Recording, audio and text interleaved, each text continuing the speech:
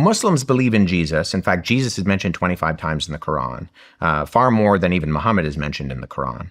Really? And if you think of the traditional Islamic narrative of Muhammad being a 7th century caravaner, I think it makes sense for some of the stories that you find of whether that's Abraham or Noah or Jesus, John the Baptist, Mary, who are in the Quran.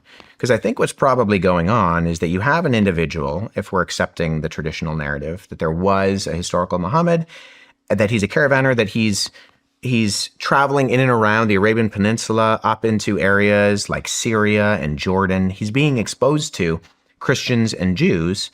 And I mean, the traditional narrative is that he was illiterate. So he's not reading these stories. He's hearing them orally. But because there's really no exposure to what we call the Old and the New Testaments, and even then it's up for debate whether they existed in Arabic as Arabic existed in like 7th century Hijazi script at that point in time anyways.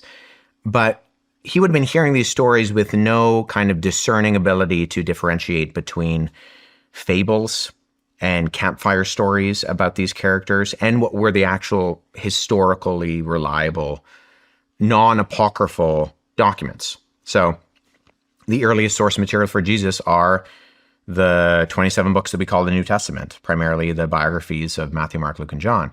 But there are other stories that are apocryphal in nature that talk about, say, Jesus, what Jesus was like as a child. So there's one called the Arab Infancy Gospel of Thomas.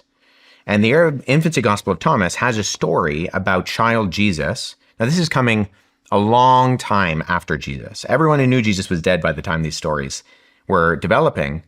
But the biblical Gospels are very sparse on what Jesus was like as a child. The Gospel of Luke has a very brief story of Jesus when he's 12, going to the temple with his family and then teaching in the temple, and Mary and Joseph forget him in Jerusalem and then have to go back. But so there's a body of literature that pops up that's basically talking about, well, what was Jesus like as a child?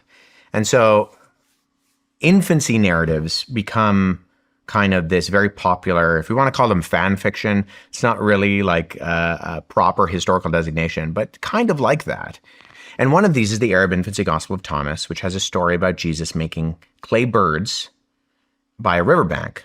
And then some of the Jews get mad at him because it happens to be the Sabbath, and he's working on the Sabbath. And so the story goes that he breathes on the birds, they turn into real birds, and the evidence flies away. This story ends up in the Quran. And we know that this is an apocryphal story. We know that it has no historical designation of actually being tied to the 1st century itinerant Jewish rabbi, Jesus of Nazareth. But it is something that would have been available, potentially in oral form, in the Arabian Peninsula in the 7th century. And so you have these things that get smuggled into the text of the Quran, but they're jumbled. And they have, so there are characters that are in some places that shouldn't be in others.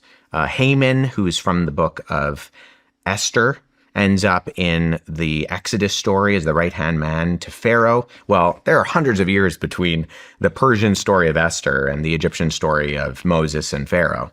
So there's confusion and conflation that's going on.